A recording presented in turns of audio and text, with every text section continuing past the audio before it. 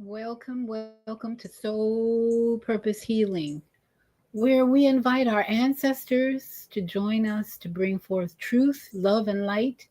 And especially, we want to guide you to your soul purpose, which is to evolve on this earth journey. And the healing comes when we all come together in unity and believe that we are the creators, love, wisdom, and knowledge.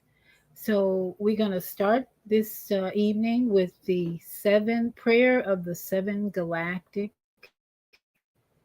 directions. And you're welcome to join in. And your drum is always welcome as well. So, welcome everyone as we pray in the seven galactic directions. From the east, house of light, may wisdom dawn in us, so we may see all things in clarity.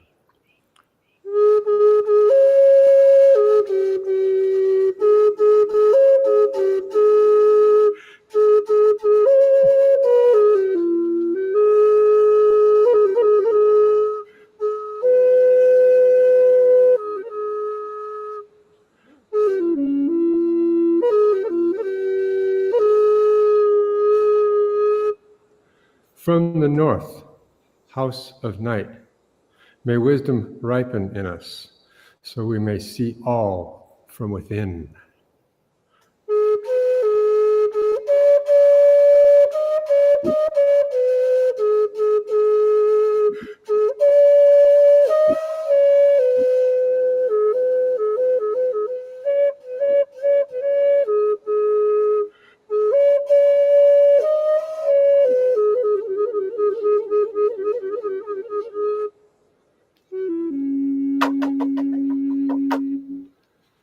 From the west, house of transformation, may wisdom be transformed into right action, so we may do what must be done.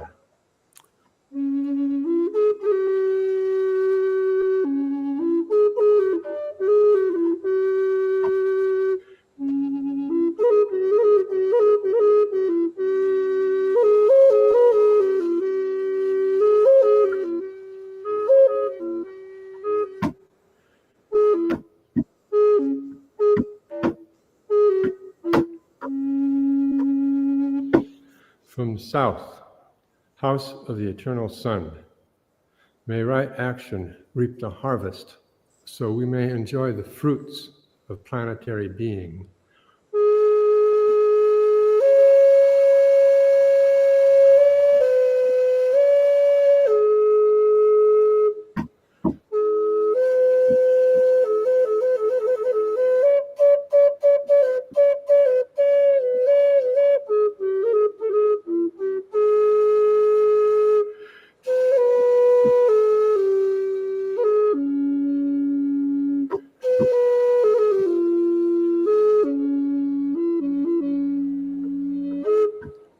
From above, house of heaven, where star people and ancestors gather, may their blessings come to us now.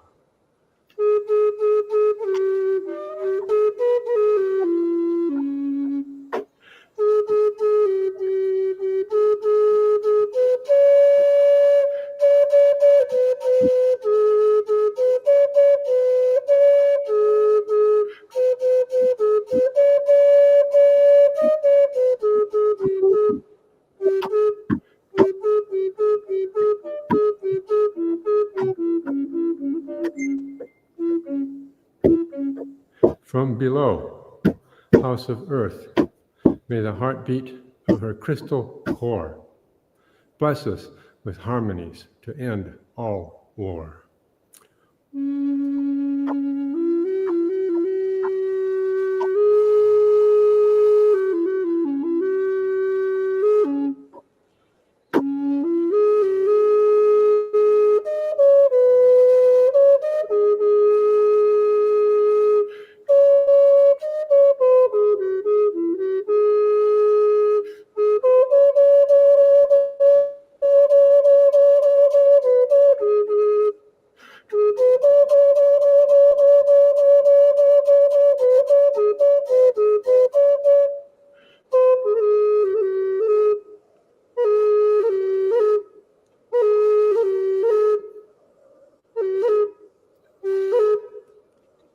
from the center, galactic source, which is everywhere at once.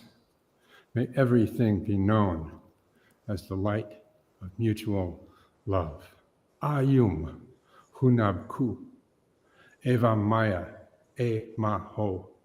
Ayum Hunabku Evam Maya E Maho.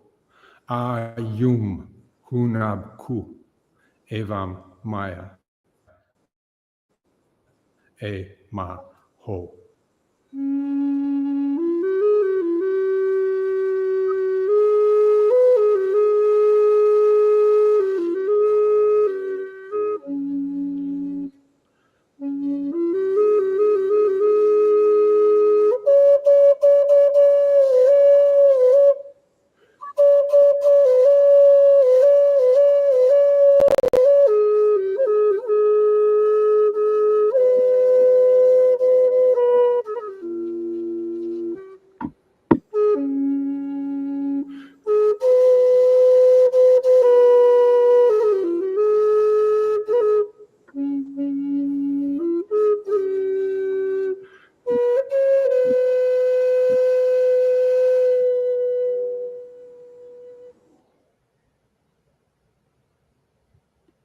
We give thanks to our ancestors. And we give thanks for Jose Arguelles, another ancestor, who has created this beautiful music that we can listen to, flutes and all the other things. This, my brothers and sisters, is what's going to help us survive these conflicting, transitional times that we're in. Things are crazy, crazy out there. And so that's why my brother Haru, Dr. Haru, agreed to come on tonight and share his wisdom and his shaman energy and his uh, all kinds of meditative energy tonight with us, because we need to talk about religion tonight versus the Pope who just got elected, selected, whatever. And that's what this journey is all about, recognizing these events that are happening. And I got an event I'm going to share after at the end of the show. Both two very popular artists have made a song about Burkina Faso. Woo, buddy, there's something going on in Burkina Faso. They got this young leader. Let me see if I can pronounce his name. Ibrahim Traore, who is, even the Russians are sending soldiers to protect him. Beyonce's praying for him. And R. Kelly just made a song in prison to protect Ibrahim Traore and Justin Bieber. So that'll be the treat. Stay tuned till the end. And after Dr. Haru and I have our conversations and enlightening speeches, we're going to play for you these two new creations. But my brother is here in the studio, so I'm going to welcome him. Welcome, brother, Dr. Haru. Peace and love, peace and love. Hello, how are you doing? How are you doing? I'm good. Nice background you have there. You're in California. Traveling right now. Yeah, I'm in Connecticut right now. I'll be in California they're coming up this week. Oh, Connecticut. Ooh, okay. Is it warmed up there yet? Not yet. It's not winter time, but it's still not summertime.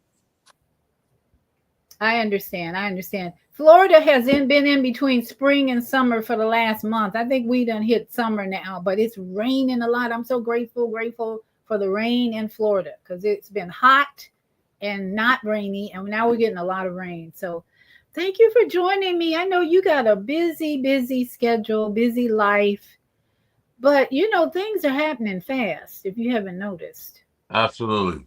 And thank you for having me back too. Yeah, things are happening really fast. Time is speeding up, and the days seem to be getting shorter. And the manifestations of whatever it is that we're trying to do, whether good or bad, positive or negative, whatever, those manifestations are coming even before you act. So it's at the point now, even when you think something, shortly after the thought, you'll find that it's manifested in some sort of way. Isn't that the truth? I had to plug in my router because I have to get more boost, more juice here. Yeah, absolutely. So, you this is your second visit here on Soul Purpose Healing. Tell our audience a little bit about you, if you will, where you're from, what you're doing, and what you're excited about right now. Well, I live in New York City, and I do work all over everywhere, constantly doing trips, giving lectures, classes, initiations, different things like that. We have a rites of passage program. We also are concerned real heavily with child alchemy. And so I do an animation program for the children, cartoons. They're entertaining. They're built for children, but they're good for anybody to watch of any age. They're personable lessons in cartoon form, based on whatever situation the child's going through. We find out through a divination, and then we do them a reading in a cartoon, basically in so many words. We will reconstruct the reading into an animation and make them live the reading through an episode, real life episode. So that's something that I'm excited about. I love being able to do that, and love just putting this information together and getting everything as clear as we could possibly get it, as it pertains to those things. Yeah. So like I said, located in New York City, and just traveling around, doing what I do. Making sure that we can uh, excite or even inform as many people as possible, so that we can be accountable for the paradigm shift as it happens, because all that whining and crying and sighing and begging and pleading after it's too late, it's gonna be too late, you know? And it's getting to that point right now. You know what I mean? You have this spiritual thing has been going on since day one. But I mean, if you think about it, like you know, 20 years ago, and 20 years ago, it was rough. If you did tarot readings, if you did any type of spiritual healing, if you were working with crystals, chakras, if you were doing anything spiritual, sorcery related, craft work wise, you were ostracized. Now it's the complete opposite. So you have people without the experience, people without the understanding, people without the inner knowledge, who are being attracted because of the paradigm shift. Right. So we're coming to a state or an age of knowledge. And because it's a state in the age of knowledge, then we automatically have more lies, more false information, right? So the more truth that's around, then the more lies you have, right? Because the truth is rare, but because it's a time of truth, means that we're over flooded with lies.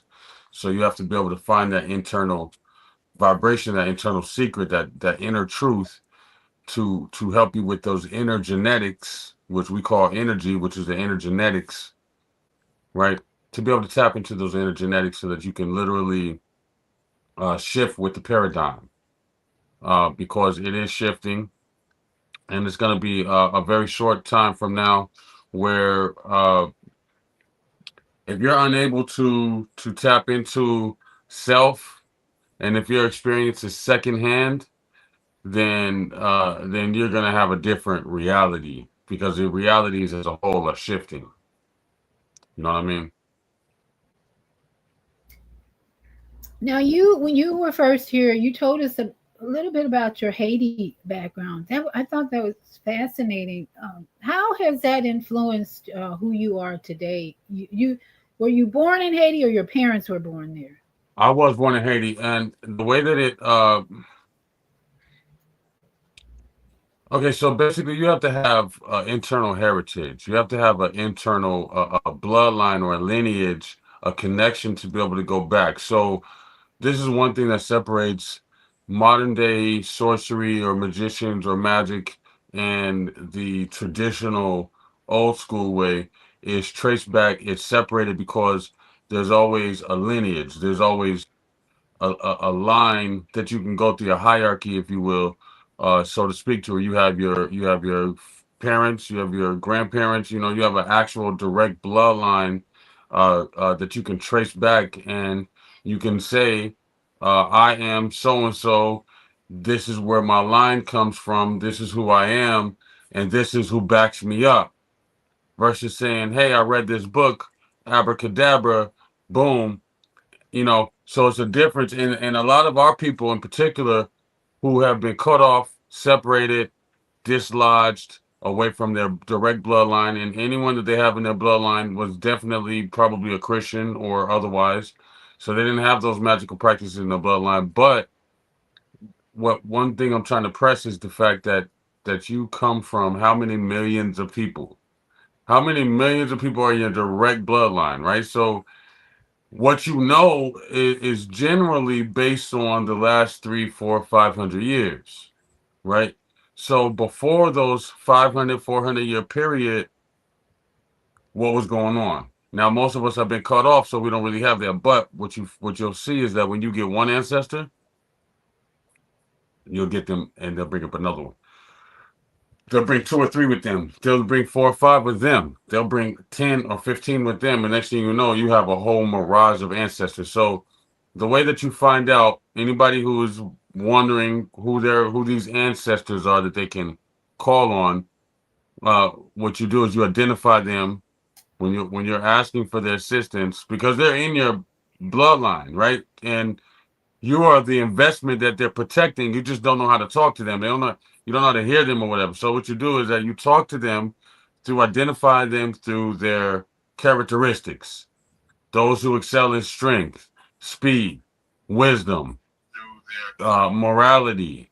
Those that have whatever qualities that you happen to be looking for that happen to resonate with you that you want for your greater good, you call them up based on their characteristics. And once they come, they'll tell you their name. They'll let you know exactly who they are, how they're related, and things like that. And you want to be able to create like a system because we're really supposed to be dealing with 7 generations behind and 7 generations ahead. Really?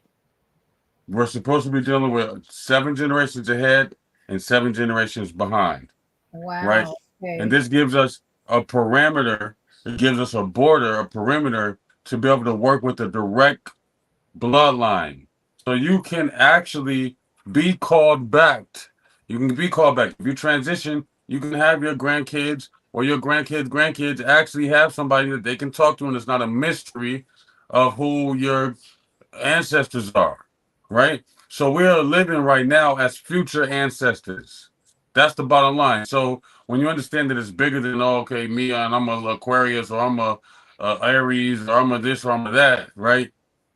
And you understand that you're living for um, a portion of what you're doing or what you're living for is for the ones that are going to come directly after you.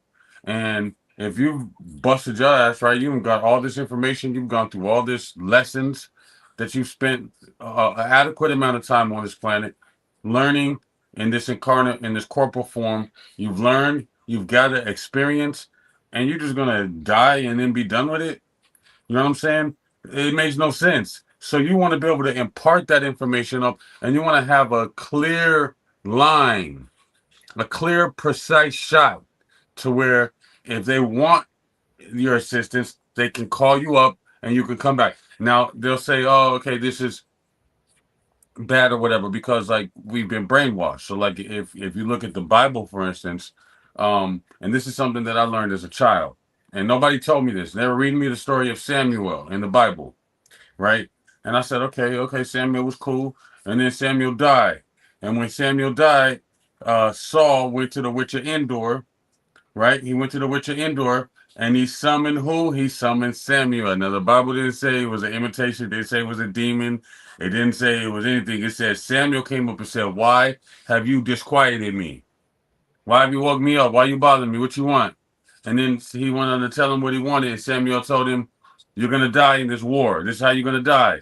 And then it happened exactly as it was. So the Bible was letting you know that this is a process. we're able to slip back and forth between realms. We just have to be prepared mentally and spiritually, right? And we have to physically treat ourselves while we're in the corporal form a certain way so that we can be in alignment for those of us that are going to want to call us up and ask for that advice that you have, right? And you may not be like a people person, but guess what? If it's somebody, if it's one of your bloodline, right? Directly your people. And that's what ancestors do. Ancestors are there to make sure that the bloodline can continue. Yeah, even John the Baptist, I think it was John the Baptist, is mentioned as being reincarnated. I don't know if it's in Christ or somebody. There's a story in there about John the Baptist, he who came back. I'll have to try to remember I who. think I'm. You remember Mm-hmm, that story? mm-hmm. There's another I vaguely, but it sounds familiar. Yeah. So, and then they had the story of Jesus in the garden when he was being tempted, and he talked to himself and he talked to God, and he split between the timelines and talked to himself, and his corporal form was talking to his heavenly version of himself. And so they have these stories that they constantly are telling you in these allegories or whatever. And of course, I'm not a Bible dude, but I'm telling you, I'm just using this as an example of how it has been in our face the whole time, and they will talk around. Another one is like Joseph in the Old Testament, when the Joseph with the coat of many colors, right? And his brothers sold him into Hagar, right? I mean, he was Hagar's son, the Kemetic woman, the Egyptian woman. They sold him into slavery. He goes up in there, ends up becoming like the governor or whatever, and then the famine comes and his brothers come to show up to him to get food. He recognizes his brothers and then slips his silver cup of divination into Benjamin's backpack, which Okay. was his cup that he used to divine in, Oh right? wow. Uh-huh. So they love to skip over those parts, and those are parts as a child that I always paid attention to. And I said, "Hold on, like, what do you mean? You telling me on one hand it's wrong to divine, it's wrong to have this ability to do divination, yet the one that is supposed to be God's right hand man is up here doing divination. He had a silver cup that he used on the regular." So he didn't divine every blue moon. He was always doing it. It was his prized possession. He took that cup. He could have taken money. He could have taken any other possession, but he took one of his most precious possessions and planted it on Benjamin in order to create like the kidnap scene, right? Because they said, oh, we're going to keep him here until you bring the father back, right? Right. So the divination, all these different practices have been in our culture, based on Christianity, based on Islam, and all these other Jewish programs, because they're all Jewish programs. The Pope, yes, the Pope is a Jewish program. Okay, the Pope is a Jewish program, and the Catholics have three main schools of thought. So the schools of thought are Judaism, Christianity, and Islam. So people will argue and say, "Oh no, Islam is its own thing." Yeah, okay. Well, Islam is a direct lineage and direct offspring of of Catholicism. Okay. A lot Uh, of people don't know that. yes. Now you can look at it. The magic has been cut in half. So you have the 108 beads, right? Of Luciferianism. We have the Moldak Luciferian, right? The planet that was sustained by melanin, right? That exploded, and most people now are reincarnate Luciferian. A lot of us in particular are reincarnated Lucifer Moldekians. Okay, and uh, what this is we are basically in this prison that we're in right now, which is this prison of so-called reality, which is causing us to live in the realm of decisions in 3D, emotions, right? And see, if you understand, like, spirits are separated from quote unquote humans because of the lack of emotions, right? A spirit doesn't have emotions. So spirits don't have moods. They're not in a mood one minute and then they have another there's what it is. It's a like an archetype of energy, right? So before we came to this state, before we have fallen into this state, which is a state that we chose to be decreased to, because we chose to be in this state, this decreased state, to analyze and to demonstrate what it means to operate on the lowest level and the lowest form of our godhood and still be God and still be in the pit, in the trenches, and still be God, you know. Um, because you'll find out that a lot of people who are quote unquote holy or righteous, more righteous than other people, they can't. You put them in the trenches, you put them in a dirty, grimy situation, they can't make it, right? Because all they understand is that love and light and power and love and light and all this kind turn the other cheekness, right? And then you get in a situation where you have to be a little cutthroat, right? Because that's what happens, right? That's what happens. Sometimes you have to be a little gangster, right? Sometimes you have to raise your voice. Sometimes you have to go hands on. Sometimes you have to get physical, right? Now this doesn't mean that I'm not saying oh you go around and fighting everybody, but I'm saying sometimes you have to do things that are done in hell because heaven is a place in hell. This thing that we're talking about, heaven, hell, earth, these are all terms for places in the body. Heaven is in the head, which is the pineal gland, called the Queen of Heaven. The earth is the heart, which is where everything meets in the body. Everything has its way and its say in the heart. That's why the heart is the most important function. And you can always tell if somebody's really about what they're saying if they have heart involved. If they have heart, you're like, man, hey, listen, not that one. He got heart, right? Because the heart is involved in every aspect. That's the earth, right? And you can even Uh-oh, we lost him. Okay, so I hope it. If you have, I want to announce if you have any questions, of course you can type them in the chat in YouTube. You're back, and my phone number can you is. hear me? Yeah, you're back. You went out for a minute, but my phone number is scrolling across the screen. If you'd like to call in and ask a question, comment other than in the YouTube chat. And Dr. Haru is out again, and we'll wait for him. But Dr. Haru comes from Haiti as a child, and he's been in the United States for some time, obviously. Uh, so let me see if I can bring him in on another. Okay, you're here. Yes. Okay. I'm sorry about that. I had to put my phone on don't disturb. I got a phone call and it knocked me out. Okay, Yeah. So take that over. Okay, so I was just telling everybody your heritage or your history in Haiti. You learned obviously about Christianity, right? yeah, Because you said Catholicism. Catholicism, okay. Mm, So, as you learned about some things in the Bible that even now you can reflect on from a more mature perspective, right? Because I was in Sunday school from birth. My grandfather was a pastor of a Church of God in Christ. And from birth, we visited his church every year and we heard sanctified music, all that. In fact, the movie Sinners, have you seen that? I haven't seen it yet. I'm going to see it though. The beginning of the movie, I was in my grandfather's church. It was like, whoa. It was a very simple Southern 1930 something church built probably by the pastor, and that was my grandfather. So the rest of the movie was like deja vu almost for me. It's like, oh, okay, I remember that. I remember the little town that we would visit and all that.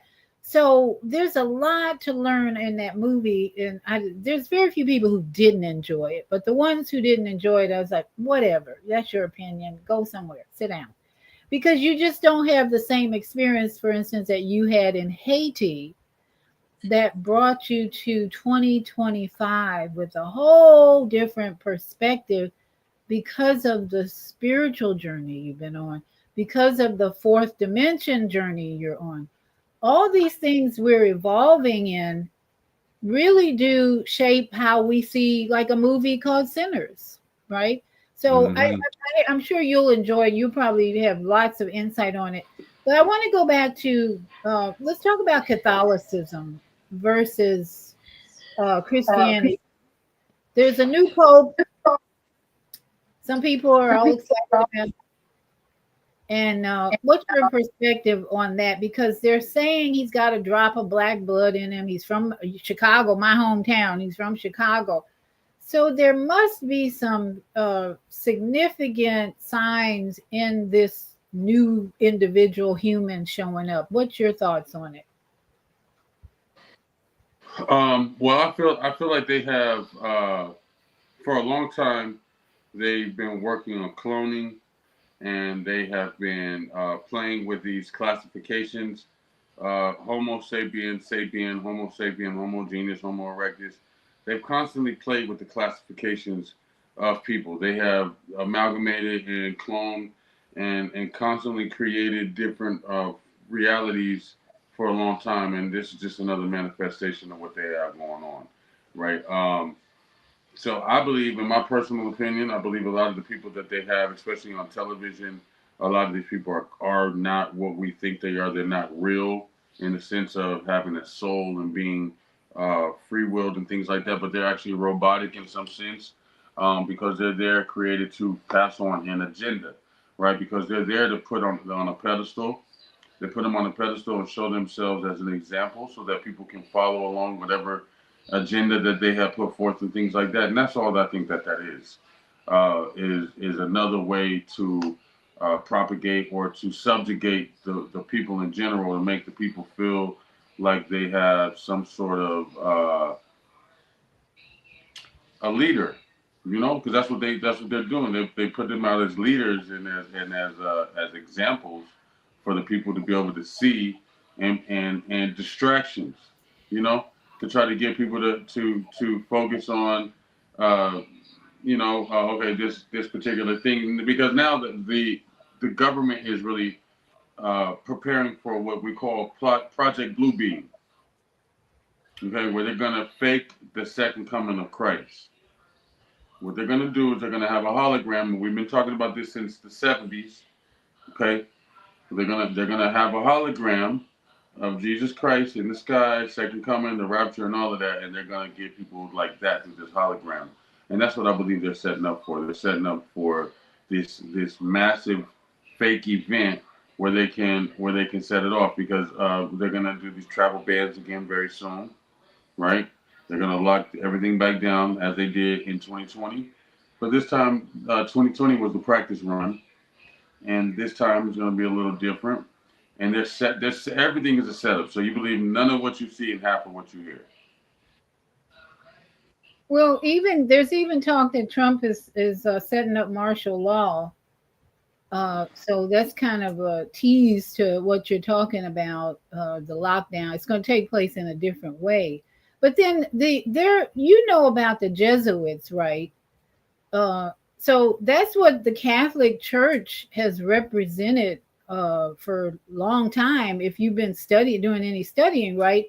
And the Jesuits have been behind all kinds of evil. Let's just say all kinds of evil out there. It's like the Zionists, you know. If you mix them all together, to me, the religion of Catholicism, we called it Catholico when I in a few years back. We were just like, nah, nah, nothing. We weren't believing nothing coming out of Rome, or that system, Catholic. And I still refer to it that way sometimes. Forgive me, all you for faithful Catholics, but that whole system, like you said, this new pope, it's like people are wanting to have another savior show up. Oh, the pope is here, a new one. And then he has some black blood in him. So, oh, we're gonna have black Americans. Like, ooh, maybe we should all become Catholics because look who's in charge. It's like, ooh, and I'm like, oh, stop.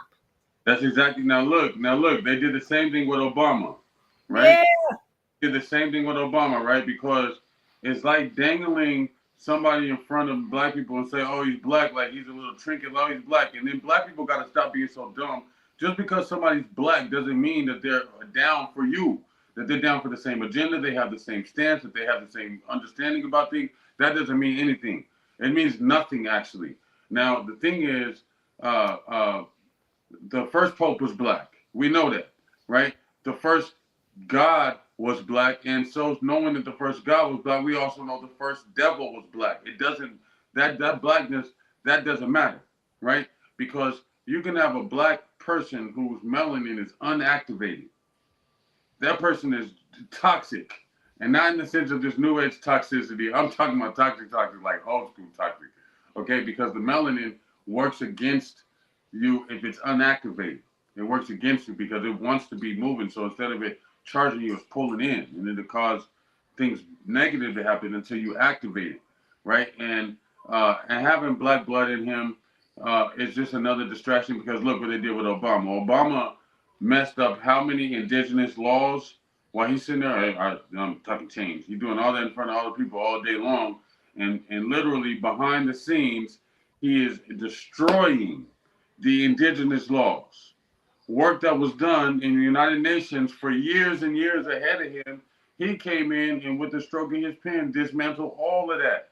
Worse than Bush did, worse than Clinton did, because Clinton messed it up too, right? Clinton, all black people love Clinton because he was in the office doing some things, right, with Monica Lewinsky. However, this man came up with the three strike rule. Remember the three strike law? Oh You yeah. know, Yeah. brothers got life for under his administration. So what they love to do is to dangle an image in front of us to make us be like, oh, this is the thing. Like with Clinton, he wasn't black, but he liked black music. He smoked weed. He was getting some head in the office. So everybody's like, oh, he's like a brother.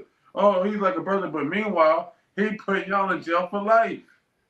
A lot. That was his claim to his administration. Right? Obama, oh yeah, Obama's the man, but yet Obama went on there and straight up destroyed indigenous laws. Look up what he did to the indigenous laws, to the indigenous laws and the indigenous navigational rights. Okay, Yeah, there was a post on Facebook recently that on it was on a black group post that on Trump's birthday, uh, some Black Americans are going to celebrate Obama's birthday on Trump's birthday because they still have this idea that Obama was a great president. So there's still, and then the comments again reveal the debate that's still going on. No, it wasn't no, but look what the LGBTQ, what he did in that area, and look what he did in this area. Look how many bombs he dropped, and oh no, no, no. So the division continues, which this whole third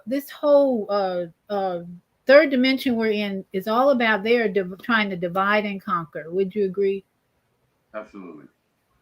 And so we have to be so sharp and aware of the divide and conquer schemes and and tactics that they're using right now, which too many people are falling for. We are quick to get into a debate over things that should really be very clear about whether it's truth or evil or not. But here we are, the Pope and religion is in the news, and people that seems like a distraction because, like, what are they planning while we all looking at the new Pope and talking about religion again? They're planning on keeping us distracted, keeping us focused on things that don't matter. These things don't matter. Nobody cares about it. Another thing is like they're collecting data. Everything is about data collection. All of it's about data collection. So while we're sitting here voluntarily giving up our DNA, okay, for the Ancestor.com, 23andMe, all these different DNA collectors so that they can say, hey, give us your DNA so we can identify them, not identify you, so that we can tell you what you are made of. But really, they're collecting data. They want to collect, they want to find these old troublemakers, the bloodlines of the old troublemakers, the bloodline of the old kings, the old rebels, those that gave them problems, right? Because this is the time when everything it gets riled up. It's getting riled up. So they want to find that bloodline and identify who they are. And we up there offering the information out freely, right? Because think about it. They have the prison, the school to prison pipeline. So this is not an attack that comes haphazardly or sporadically. This is a ongoing, consistent attack from birth. That's what it is. And because of this, they have targeted specific groups of people, and in those groups, specific groups. For instance, they've targeted black women. In the 1980s, they attacked these little black girls, and they was giving them tuberculosis, right? They was giving them issues with the cervix and fibroids. So a lot of these women who were born around 1980, a lot of them have fertility issues. A lot of them they had tuberculosis. They had uterine fibroids, right? And that was because of the shots that they were giving those women at that particular time, right? A lot of the young boys around the black melanated boys around that time frame were getting spinal taps, right? They were getting shots way too early in the womb, and it was creating a wave of autism, right? So they're constantly targeting groups, and then in the groups they have subgroups that they're constantly attacking, and they are everything is an agenda. None of this is just, oh look, we have a new pope. It's like, okay, we're gonna put this. It's all a part of an agenda. Everything is shown with a specific intent. Everything is done with a specific intent, and it's designed to create a reaction. It's up to us to be able to go internally to get beyond anything. We have to go to places where we can't be followed. That's the first thing. And if we're relying on books, okay, books are great, but you can't rely on books to give you information, right? Because guess what? Whoever wrote the book, once you read that book and it becomes an indoctrination for you, you're bound between its pages, right? We are the authors. So we write books, we speak books, we orators, right? But we have to find our truth in order to be able to really, really, really do that. We find the truth in here, and we recreate the trajectory of our reality, because right now everything we're doing is based off of a source that they give us. They give us the source, then we master what they gave us and act like we did something, but it's like really all you did. It's like you put a mouse in a maze, right? And the mouse finds the cheese, it feels like it did something, but you're in my maze. You're in my maze. So you didn't really do nothing other than complete my maze. And that's what we're doing. We're completing the maze that they set us in. And we really need to supersede that and change the trajectory, because for number one, we are over 500 years behind, right? We're over 500 years behind. I mean, hell, the transatlantic slave trade, which was a big hoax, by the way, right? Because most of the slaves that were converted into slavery were indigenous residents in this country already, right? They were taking over kingdoms in this country. A lot of them didn't transmigrate from Africa, but were actually indigenous in this country, and a lot of them were turned to slave. Now, some were brought from Africa over here, but that slave trade thing, I mean, that put us 400 years right there by itself. And been 100 some years since then. We ain't really made much progress since then, and it's been over 100 years since then. So that we're over 500 years behind, and we have to make leaps and bounds. But the way we're going to do that is by going and tapping into the inner truth, to the true self.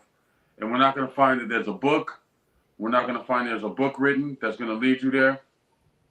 We're not going to find that there is anything written in that regard. It is written on your heart. Your heart is the code. Your heart will tell you what you really have to do and what you shouldn't do. And it might lead you to a book, right? It might lead you to a book. It might lead you to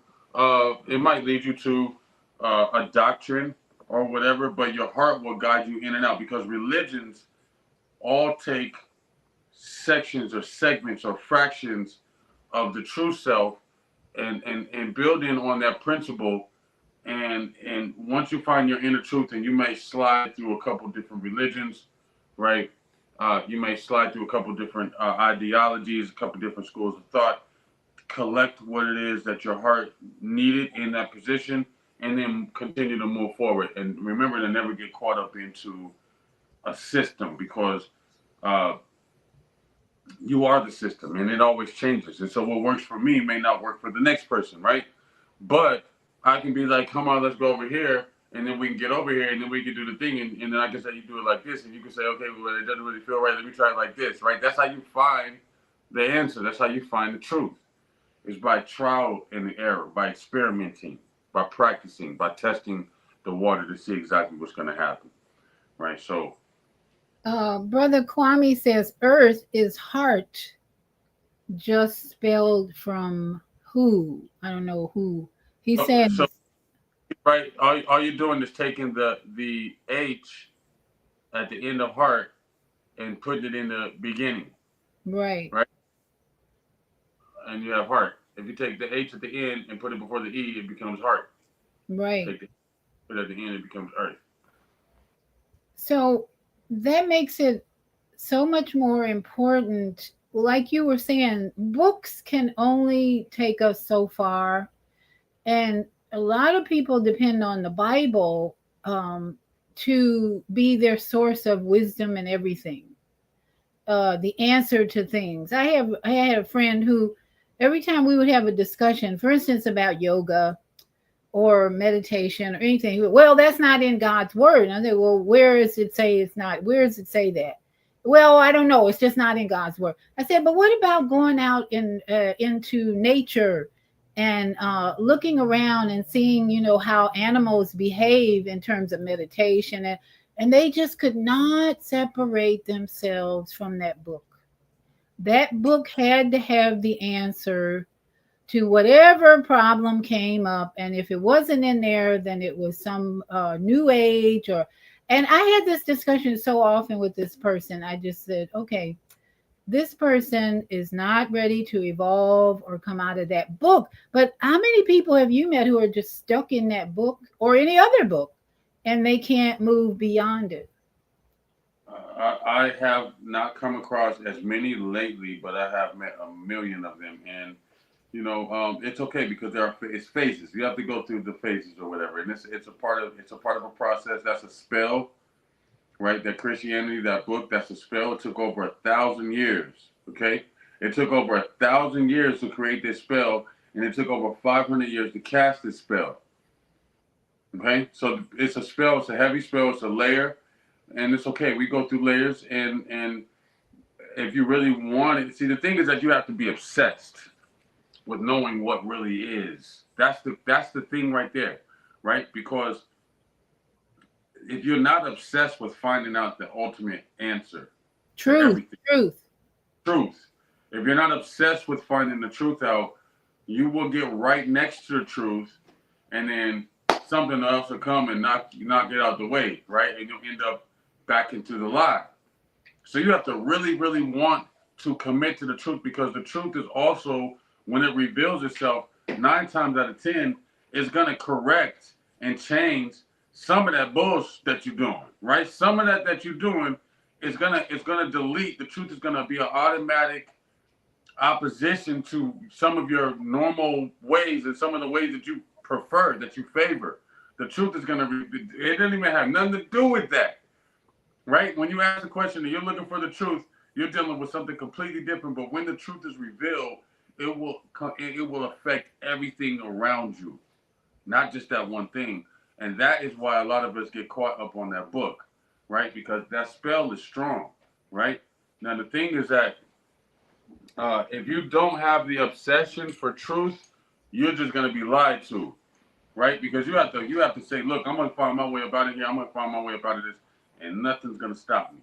I'm going all the way up. Nothing gonna stop me at all. Nothing going to stop me. If you do that and you follow the breadcrumbs, right? You will always find your way. But if you deny it, you're gonna stay lost. That's the only way it goes. I've met a lot of people. I was under that spell at one point. Me myself, I was under that spell, but I broke free. Well, nothing gonna stop me from. And I got a lot of opposition. I had a lot of people close to me who were there with me. You saw what I saw. How come it didn't affect you like it affected me? But I realized what it is that it's not this thing. It's not for the weak. This is for lion-hearted, fire-hearted people. The earth chakra, the heart chakra, is Anahata, which is a fiery lioness.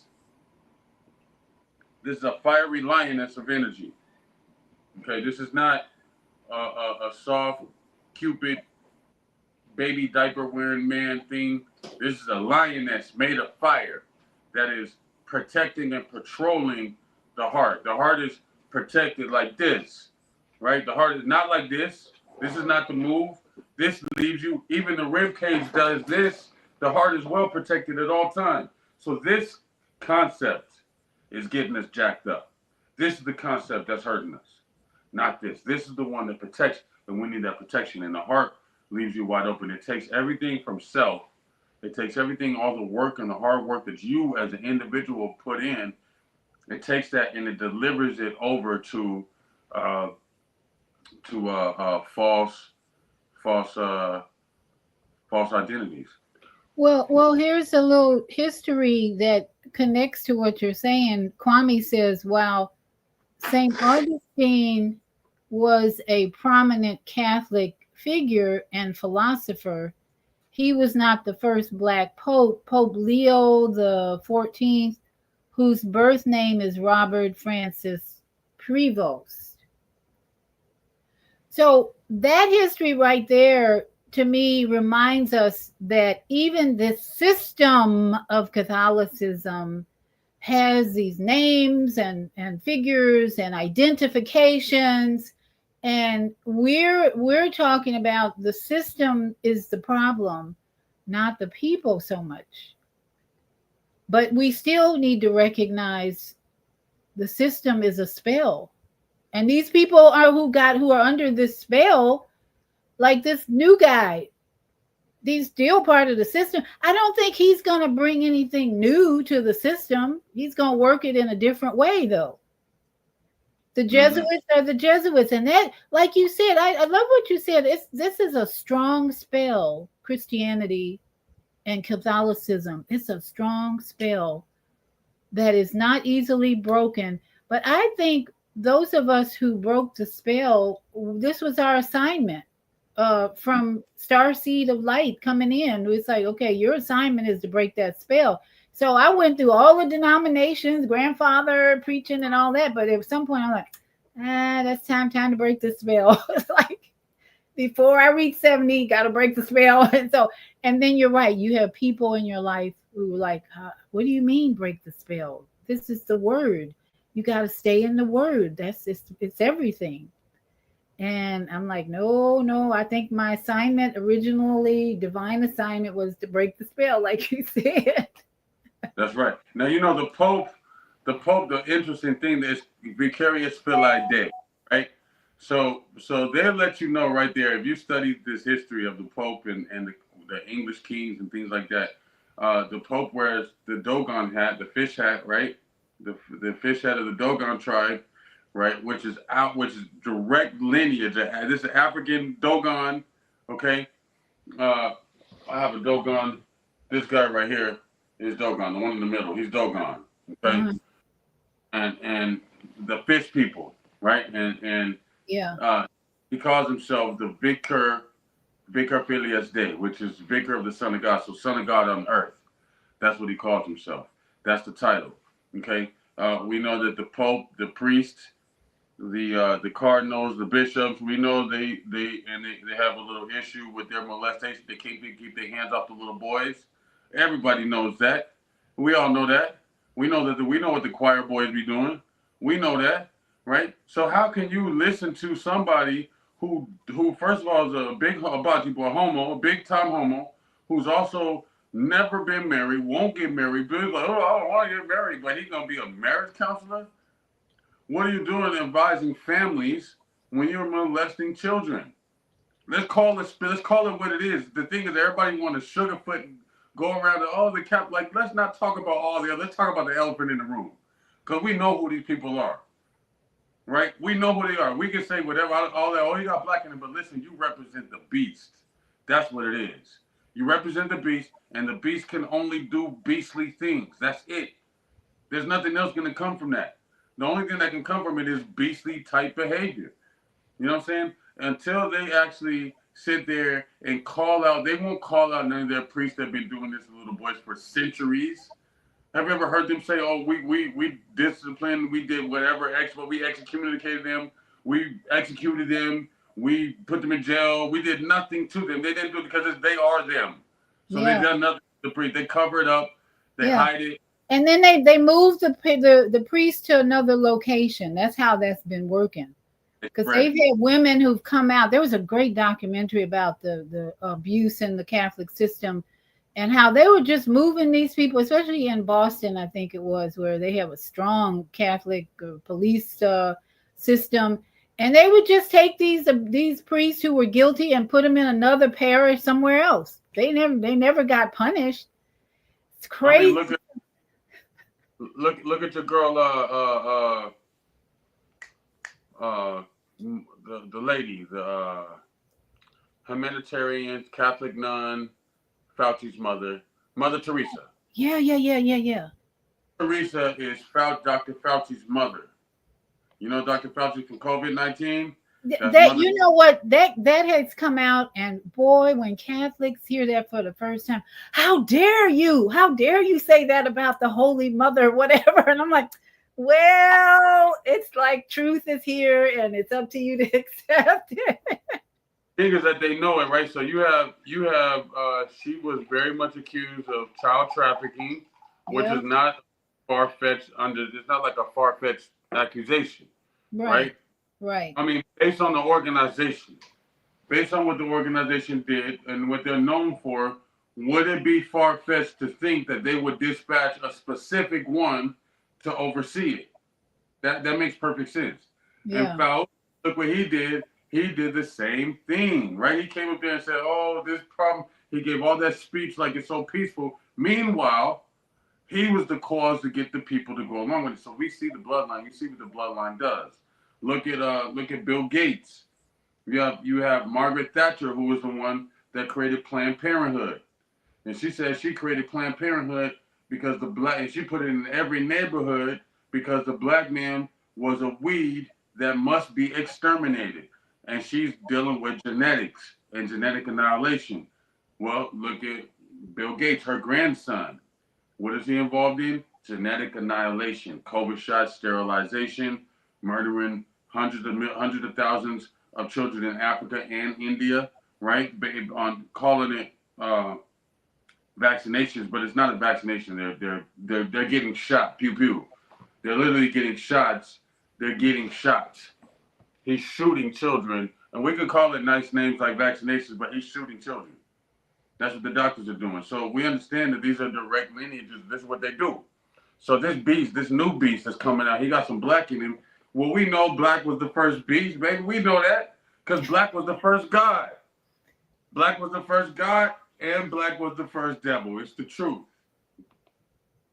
So he's been trained for this more than likely for quite a while, and the system hasn't changed, and so we are aware of. Let's see, Brother Robert Young is saying, "What if you don't follow the Pope and hierarchy?" Please don't. I mean, please don't. Uh, God is you. God is self, and you can't love everyone. God is self, and self can't love everyone, right? Because everything doesn't deserve love. Some things deserve execution and punishment, right? That's why punishment exists, because it has a place to go. And that's that thing. That's that trick right there. Love everyone. Turn the other cheek. Don't let God deal with it. God is who? God is in the sky somewhere looking down on you. No, God is in your chest. God is in your body, in this temple, right? And God cannot love everyone, because if you love everyone, then half of those people are going to take that love that you gave them, and they're going to use it as the belt, and they're going to do you like John Witherspoon on Friday, right? With that belt, they're going to take that love and they're going to use it against you. They're not going to. The love becomes a liability when you're dealing with people who are hatred, just like the truth becomes a liability when you're dealing amongst liars, right?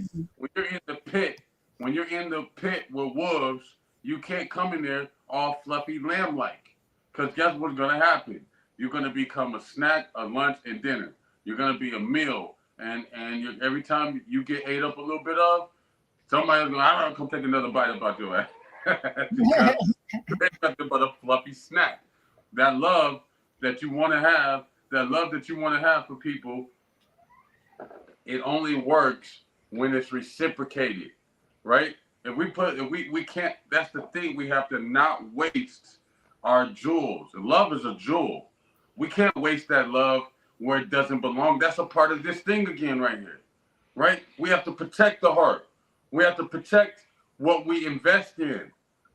Some things we should put our judgment against. We should be able to see. That's the thing. They got to say, "Oh, you're so judgmental." But guess what? That's what God does. God judges. And if you God, you better be judging. You better be judging, because otherwise you're just allowing everything. If you don't judge, you know what you're doing? You're misjudging. You're either judging or misjudging, because if you don't put a judgment against things that become harmful to you, then your judgment is to allow it. So you're going to judge one way or the other. Are you going to misjudge or are you going to judge? And you have to be able to set borders. And a lot of times we don't want to set those borders up because it puts up a border, and then we can't go mess around when we want to sometimes. Sometimes you don't want to have the strength to go tell the truth. Sometimes you want to tell a quick lie. But if you put up all the borders, all this truth around you, you're going to have to tell the truth when it's inconvenient. Right, right. Yeah, my son is always saying, "Mom, you're being judgmental." I'm like, all right, let's just call it discernment. Discernment. He likes discernment better because, yeah, you can't be judging. You can't be judging. He's always telling me that. And I'm like, I'm at my age, honey. I better be judging things and discerning. So we Absolutely. call it discernment in our house, and he still say, "Oh, okay." But yeah, you're right. And Robert Young says he says the Pope says God loves everyone. You just said talked about that.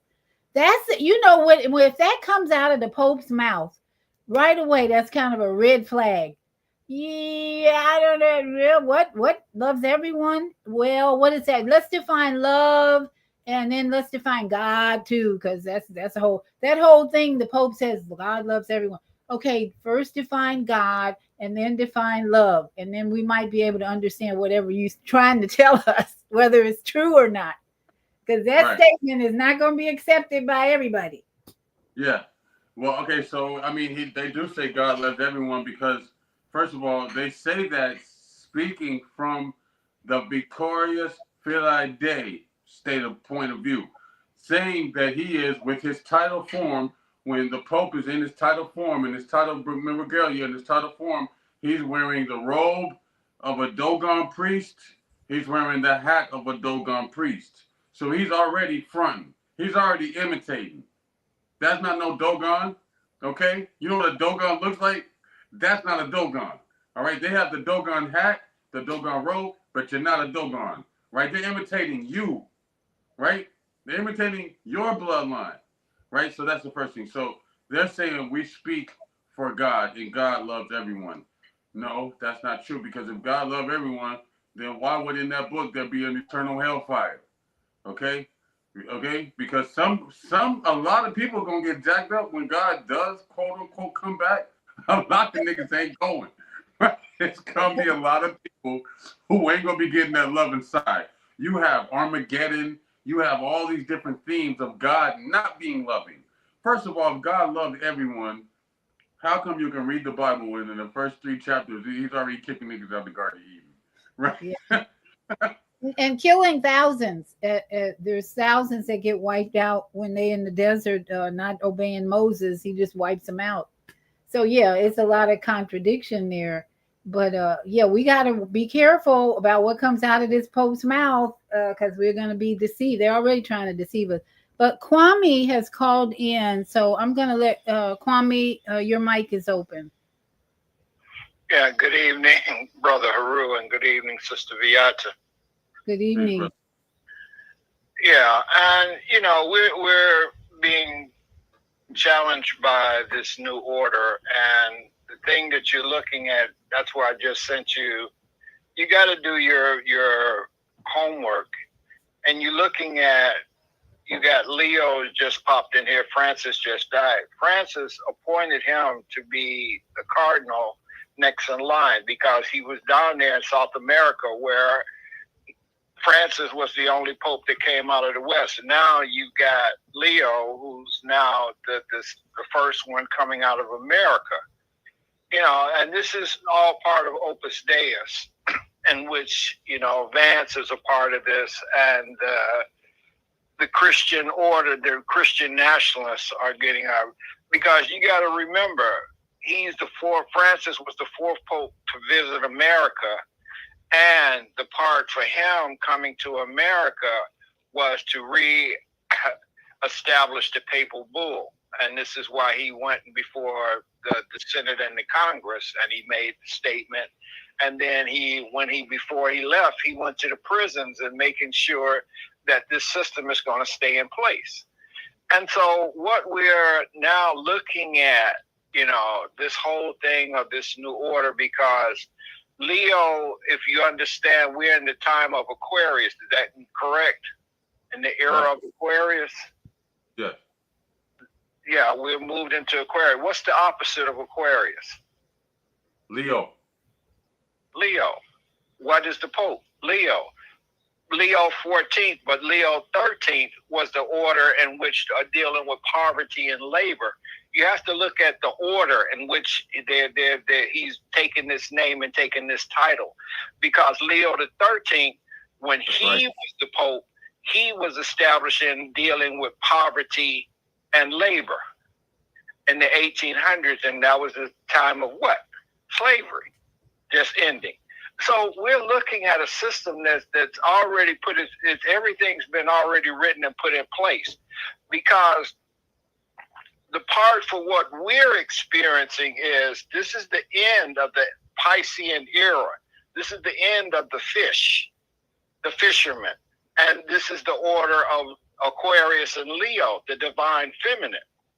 And so we're looking at a time, and my brother being from IAT, you know that Voodoo and Catholicism, this is what they put.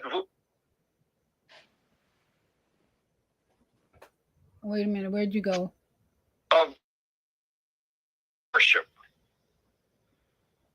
It cut your voice out the last 10 seconds. Repeat that. You said something. No, yeah, I was saying is that the part of Voodoo and Haiti, in that they the Angolans and the Congolese and the captives that they brought there to Haiti or Santo Domingo and the whole island when they discovered. In the term is that they just took and put that into the Catholicism, and they began to do using that religion as the cover for still their worship. And we're looking at an order right now that's going on, because if you look at, he's of the St. Augustine, or he's not a Jesuit, he's of Augustine. And Augustine was the first black saint. And that's the order that he's representing in St. Augustine's order, because Francis was a Jesuit.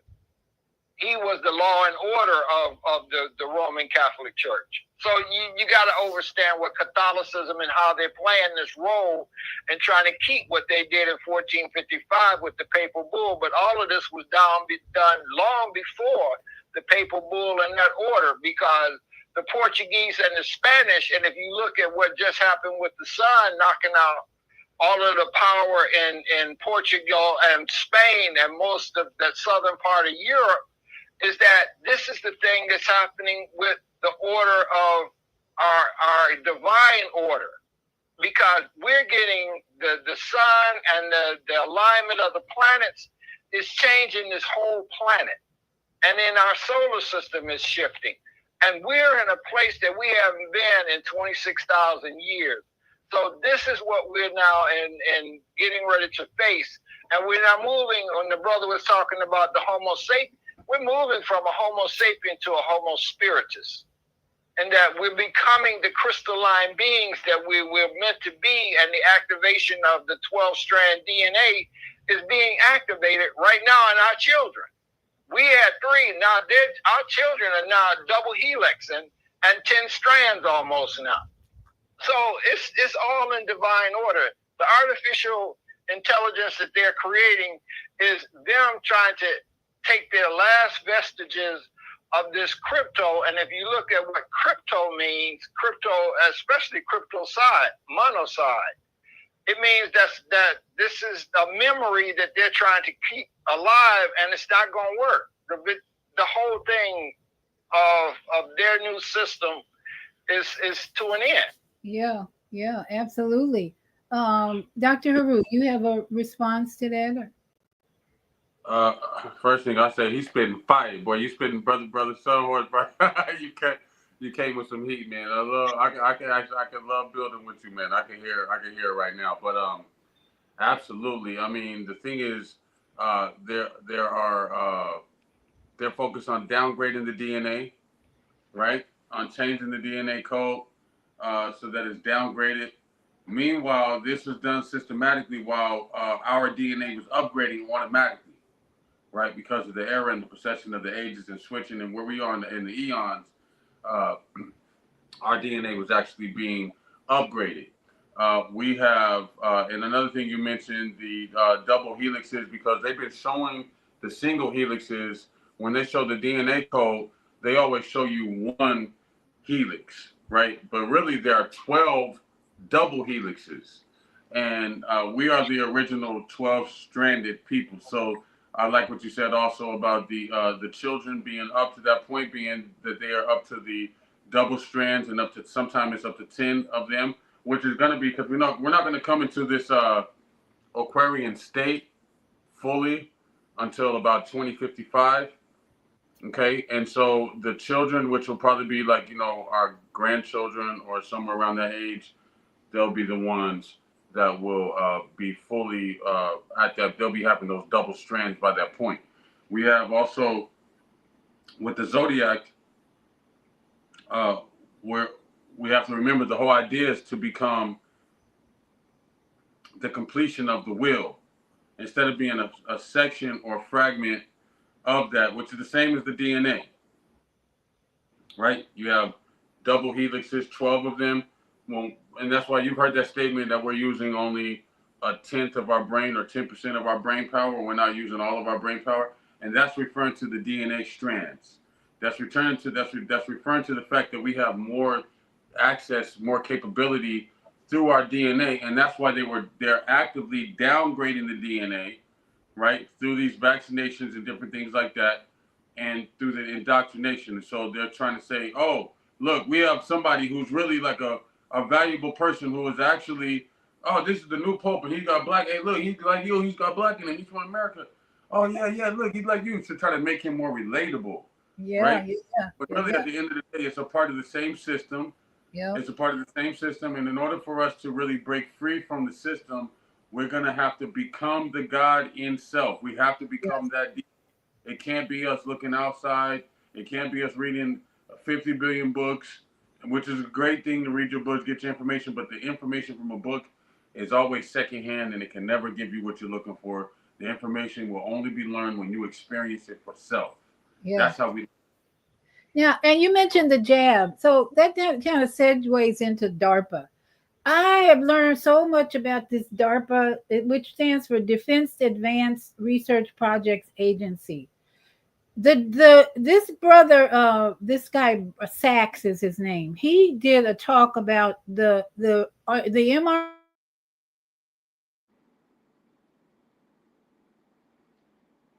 You froze. They're messing with us now. Okay, well, I just mentioned.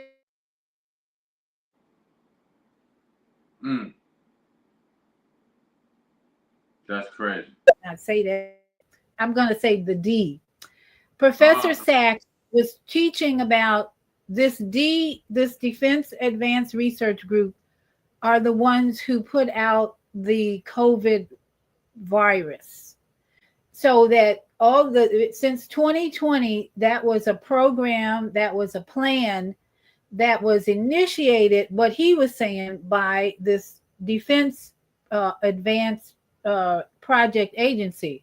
Now, what is this defense thing? It's part of our military. It's part of DOD. It's part of the Department of Defense. So now we look up And Robert F. Kennedy mentioned that these chemtrails are controlled by, guess who? DARPA. So we have found that what's coming out of these chemtrails is metals. These metals are not only killing the bees, I'm thinking, because I saw a lot of dead bees in the last couple of months. And I'm like, every time I look up, they're full, the sky is just full of these lines. So we are looking at, okay, the Pope's here, Black, he's about distraction. In the meantime, they spraying all this crap on in the air. They preparing the next pandemic. Oh, but in the meantime, we got a new pope. You got to be happy now. He got black in it. So we see now, we starting to see, if your eyes are open, all how these people work, how this evil works to reduce the population. We can go back to Bill Gates. The plan was long ago with Margaret Sanger. We got to get rid of some of these people. Too many people on the planet, and they've been just planning all this evil for hundreds of years. And we, like you said, Dr. Haru, if we don't go within and find the creator within us, instead of looking for somebody to come out of the clouds, which is a bunch of BS, Hollywood holograms, as we started out. If they bring somebody floating on the clouds, it'll be like 9/11, because we know also with 9/11, that was a hologram. If you didn't go in that rabbit hole, that was nothing but a hologram. There weren't no real planes up there. They had actually planted explosives in those buildings months before, so that when that hologram showed up, boom, they let the explosion go off. The buildings came down. And oh, it was terrorists. We got to go to war, and we got to send our young men over to Afghanistan. And really, though, as Kwame and I were talking about, and the Sunday, when, as far as the Vietnam War, that distraction and evil was all about making money off opium and drugs. And so we got to pay attention to the systems that have been in place for a long time, mainly the MIC, military industrial complex, that are, in my opinion, run by the Khazarian Zionist mafia.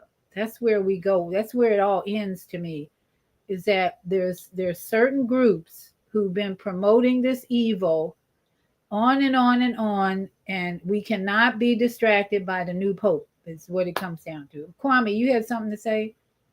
Yeah, and you were talking about DARPA. DARPA started with Eisenhower in '58. Yeah, that's when they put when they put Sputnik in the air, and they were looking at, okay, we've got to get some technology to where we got to get some satellites, and we got to be, conquer space. That was what it was originally for. DARPA was set out to do, and it turned around and became, the age of the computer. This is where the technology came in from. So the thing that we're looking at is this is why the defense is the thing that's going against the divine intelligence. Because we've had a World Wide Web, and we have a system that has been in place before a human being even made a footprint here. Yes. There was a defense mechanism for this planet that it's already been in place, and this is what the Creator has created. And so what we're looking at is man's attempt to be able to try to outdo his creator, which he cannot outdo the creator. And see, the divine thing, and even in his Helios Biblios, he gave you the secret of the plan. What's the most used word in the Holy Bible, the King James Version, the Helios Biblios, as we call it? What's the most used word in the Bible? Lord, the Lord. Anybody, you brother Aru, would you want to? I would say probably God, maybe. Word in the Bible. The sun. I know the sun. The Helios Bible look at the sun. So I would say God is probably one of the most misused words. No, the most used word 28,394 times is A-N-D. A-N-D spelled backwards is what? DNA. And, right. It was already, it's been put in there. The DNA has been the power of the Bible, because this is what you were just saying. That is coded into our DNA, our Akashic record. This is why the divine feminine is the carrier of our story in her blood. And so what we're seeing is the activation of this, in this alignment with the planets being on the other side of the Milky Way, and the sun being right now in its solar max. This is why you're having these coronal mass ejections coming off in the solar wind. You know that the Aurora Borealis was seen in Florida, where you all are down there, Beata? Yes, yes. That's the northern lights. That means that the magnetic field of the earth had to be so high that it would draw that light all the way down to Florida, when it's only usually in the north. So that meant that the North Pole magnetic pole was strong enough to pull it towards the equator. Guess what? The one at the Antarctic was coming the other way. So these are the energies of activation. That's happening in the ionosphere. What's happening in the planet, that these volcanoes and these earthquakes are now happening, is because we are amplifying the electromagnetic field to counteract these artificial fields that they've created. This is why you're getting satellites dropping out of the sky. You're getting GPS getting turned around. You're getting all of this interference, because divine intelligence is always going to be greater than artificial. So, Dr. Haru, you have a comment? I just say I love you, brother. Probably, man. You the way I love the way he speaks, man. He remind me of a couple of people that I know that I haven't talked to in a while. So it's like, first of all, I want to say that. Yeah, absolutely. I think it's just very important that we reestablish the fact that the only book is the book of our heart, and that anything that is to be guided, it has to be in the heart first, because we do things based on trying to make ourselves look good, or trying to appease another person, or trying to work our way into a specific circle and things like, or maybe trying to obtain some sort of power and things like that. And then we end up falling off of that particular investment of our time and our word, and take those vows back and everything like that. So when the law is established to be in the heart from the beginning, the heart will only get wants what it wants. And so when you're obsessed with this type of guidance towards your goal, and it's based in the heart, it's rooted in the heart, we'll find our way that way. We have to be able to go outside of data collection. Everything is about data collection. We have to stop trying to be so included in everything that's going on around us, and we have to be willing to separate ourselves and to be judgmental when it comes to lower vibrational things. Stop accepting everything that because we may think it looks cool or sound cool, or somebody around us is into it. Or stop being followers.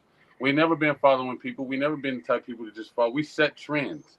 We set this thing off. And why are we doing so much following and questioning because it's written in a professional form? It's like the more time goes on, it's like if the packaging is correct, then we don't worry about the ingredients. As long as the packaging looks good, we're game. We don't care how poisonous it is.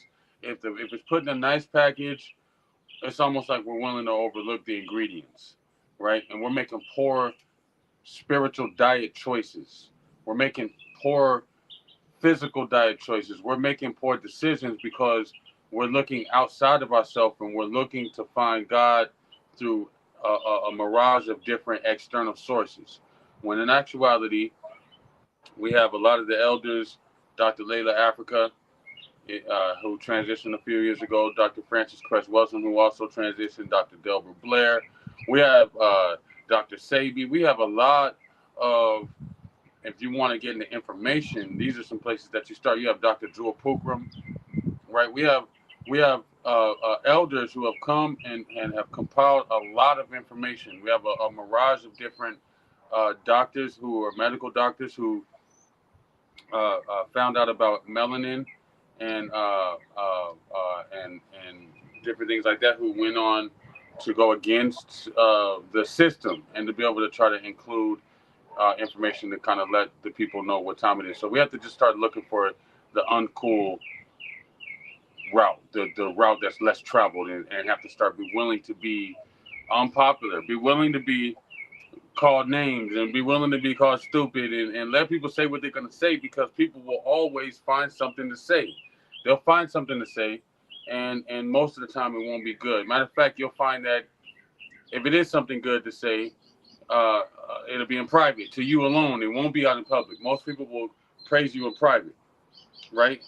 And it's like secret love, open rebuke and secret love, right? So that's really what goes on a lot. And in the reference, I know you see this brother Robert Young asking, how does the new pope change your life? For me personally, new pope doesn't do nothing for me.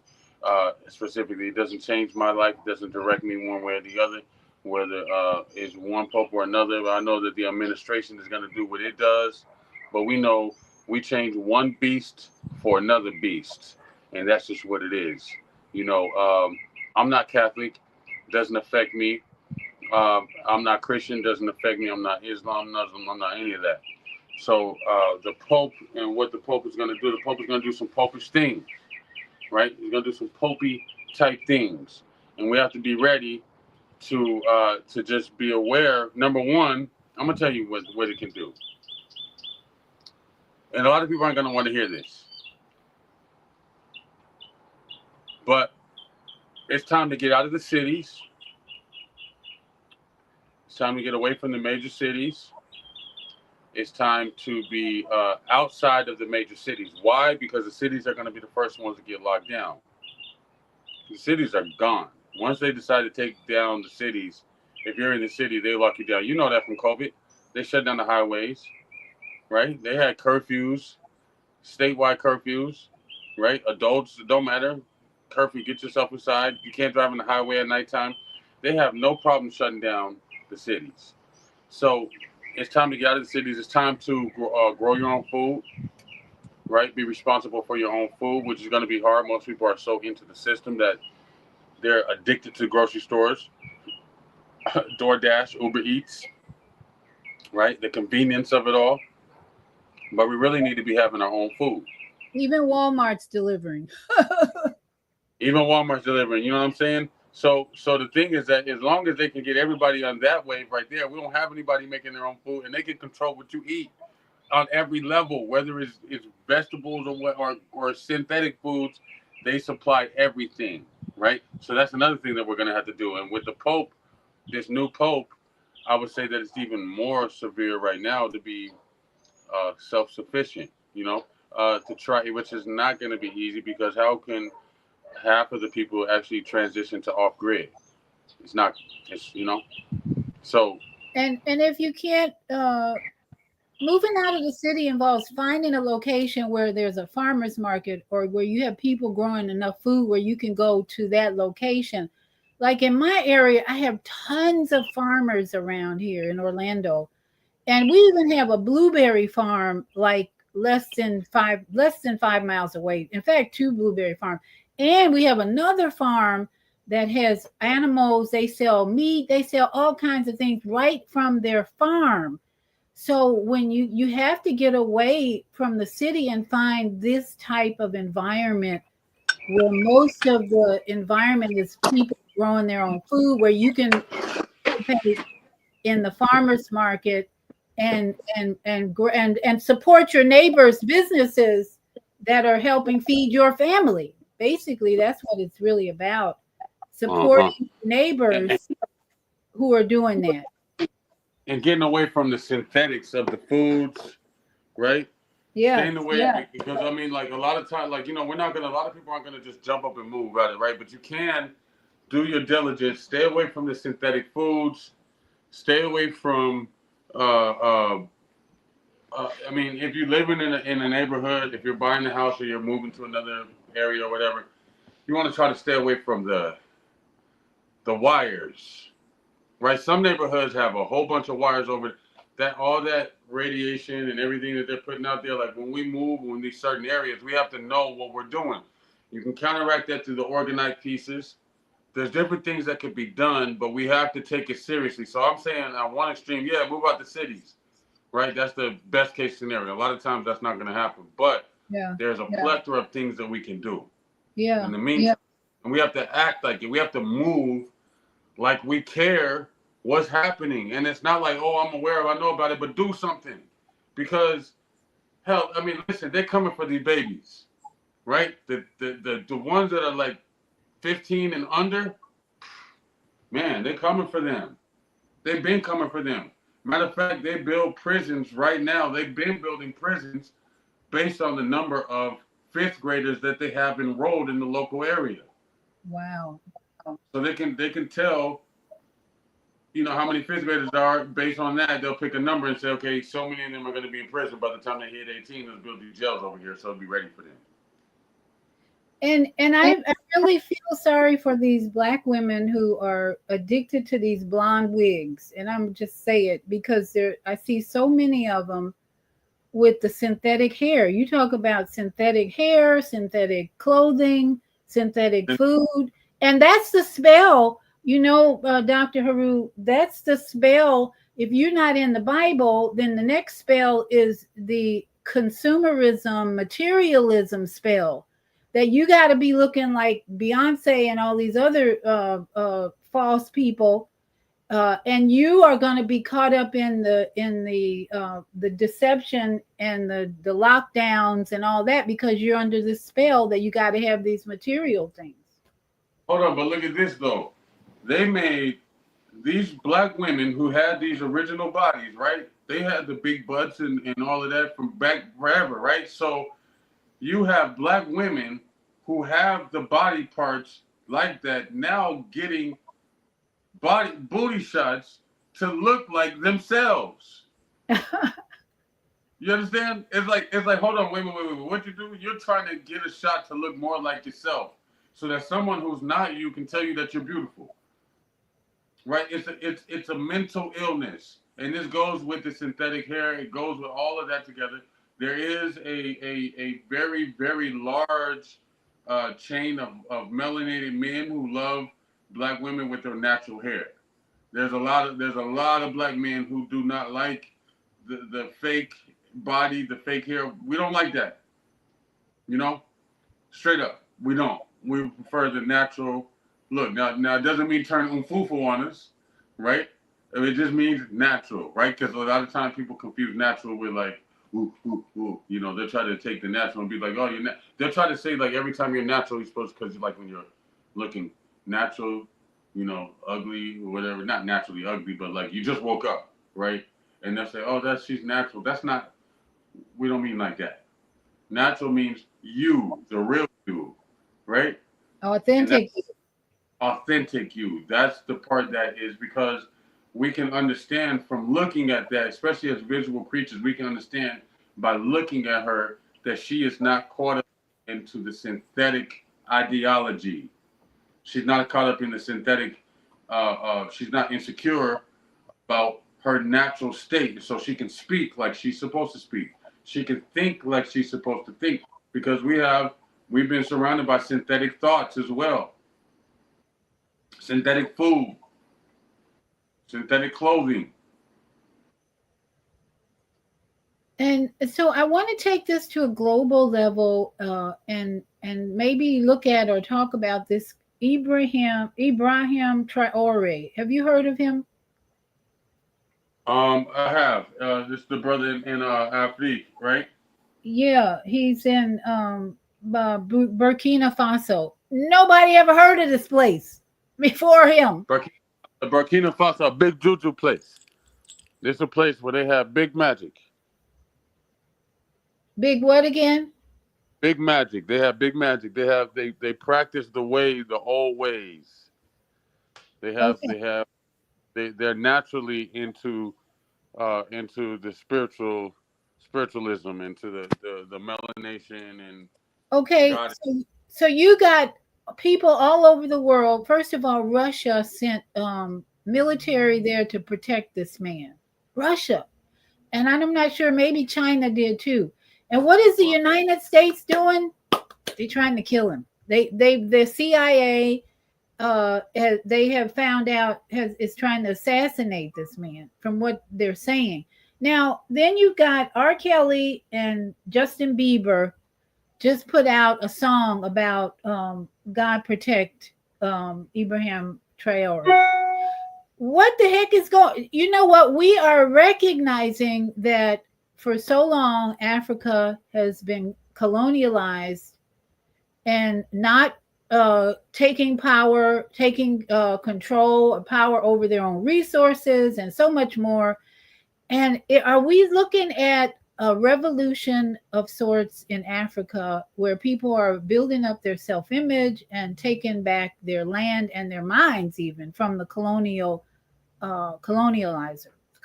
people, whatever, especially the West and even the South Africans?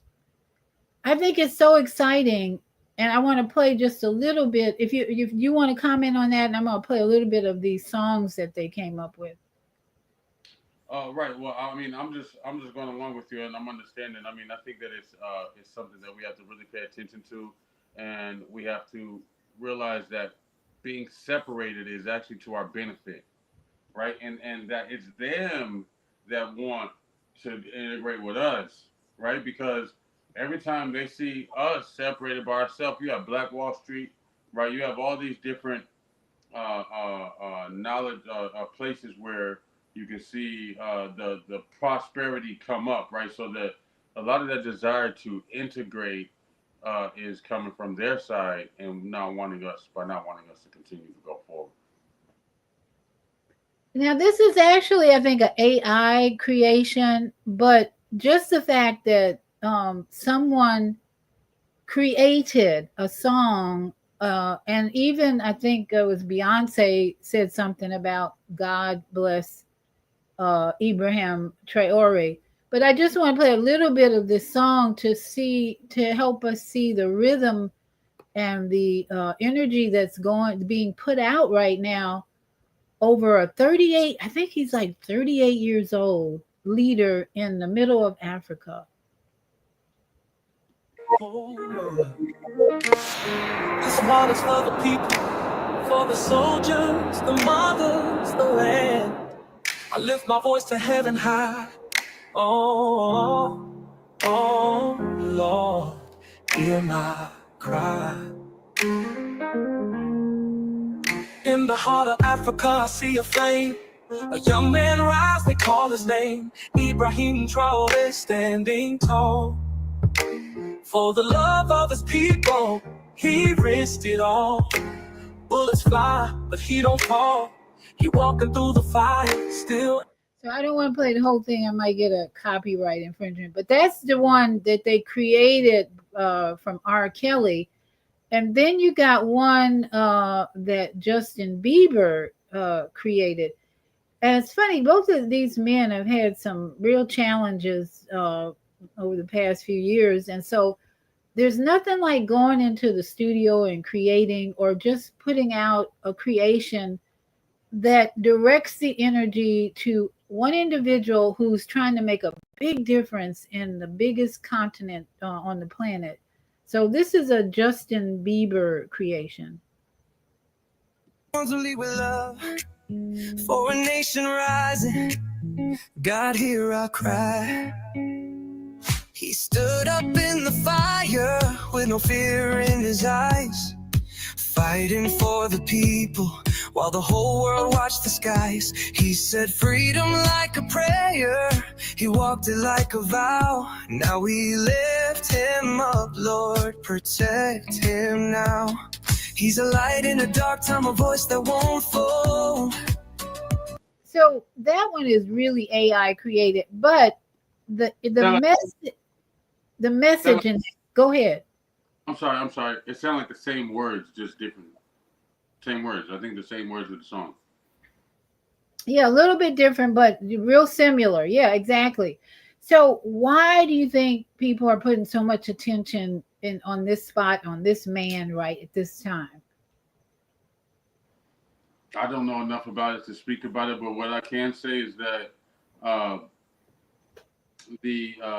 the attention normally is as a diversion. I mean, it seems like I can't really find that they would want to put too much attention on that because that's going to cause awareness and things like that, right?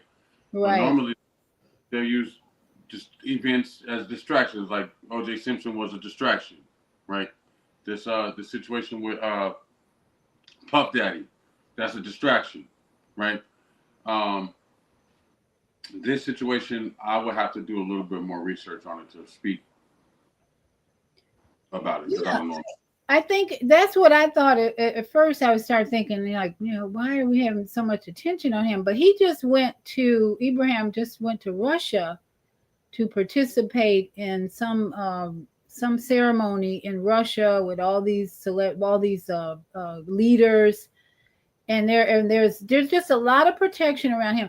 And I'm thinking a lot of it has to do with Africa's need to free themselves from the colonial uh, takeovers that have been happening.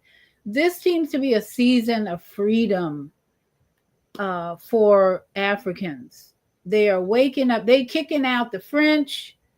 They're kicking out the Chinese, and Russia's coming in there to help them protect their land and all that. So this is, to me, it's another show to sit down with the popcorn, and in between our meditation, in between our teaching, in between our self love energy that we're putting out, because it really is time for us, especially in America, to not focus on the clown show in Washington, but to really come together in our communities and build and find unity and stop and not be divisive anymore, because and that's not going to be easy, because everything seems to bring up division and why we should not be unified. So yeah, but this thing in Africa is a unifying force for those people in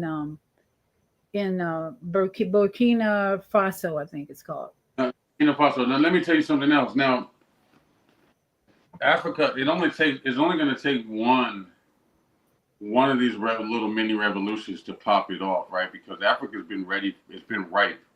They've been getting beat up and robbed and raped. The essence, the economics, the natural resources. I mean, they did Africa dirty, right? They're doing Africa dirty. They basically chopped Africa up amongst their brothers and said, "This is for you, that's for you," and they did what they wanted to do to Africa. Africa is long overdue for the uprising, right? For the big payback, right? I mean, Africa's led a lot of the industry, different industries through education, robotics, scientific community. Africa has led, even amongst all of its turmoil, Africa has always produced some of the top academia and different things like that. So Africa is long overdue for this uprising type of energy, and it's only going to take one. Look how they did, they killed Gaddafi, right? Gaddafi was trying to re-centralize the bank and create African currency, right? He was responsible for creating the Triple I Desert, right? And the three different layers and taking all that sand from all over Africa and creating that desert. That's what they did. They created that desert, and he was responsible for changing the face of Africa and was going to go even further ahead. And they assassinated him, and luckily for them that they did, because what he was getting ready to do would have tumbled. They think BRICS is bad. All right, so this is only a matter of time. Right? We see BRICS, you see BRICS, and you see how BRICS is doing that. Now you have the situation where Russia is also, there's Russia again, right? With Burkina Faso, and you have the China there again, right? Yeah. You have these same characters that are linking up. So you're seeing allies being created, and you're being able to see what's really going on. It's a worldwide uprising. The people are tired. The people are ready for something different, something better, and it's an awakening. It's a state of an awakening, what we call the shaking, right? Which is like the sifting process to get rid of everything that's going to fall through the cracks. It's only going to be left with the best. And this is the beginning time that we're seeing right now. We're seeing that shifting process to where only the toughest will be able to survive. And toughest is not dealing with muscles. Toughness is not dealing is dealing with the fortification of the mind. Absolutely. So here in Florida, we Yeah. just yeah. Go ahead, Kwame. Yeah, and I'm glad you all brought the continent back, because the thing that we have to understand something is 70% of the 18 to 35-year-olds are on the continent of Africa. Hmm. 70% of the world's population, 18 to 35-year-olds, is on the continent of Africa. This is why that they've already implemented what they call the extraterrestrial fiber optics cable drop. That means is that the cable companies are the internet companies are dropping from America and Britain, trying to get cable to the continent and to South America, because these are the two most industrial places that they're going to get resources. And the thing that we're looking at is that they're turning back to the continent, because, like you're talking about the British, the Russians, the Indians, and China, and South Africa are the main resources of competition for what United States is falling under this global power. It's falling. And so what we're seeing now is the transformation, because China, just now over 100 years, China has become the leading world creator right now of manufacturing, because where did we send all of our factories to? Yep, that's right. And Trump's trying to bring it back. Right. And then now we're looking at the part of who has the most resources on the planet is still the continent of Africa. Right.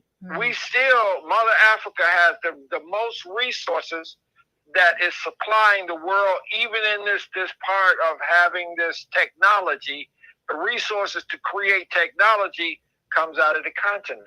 Yeah. Basically. Yeah. And IAT.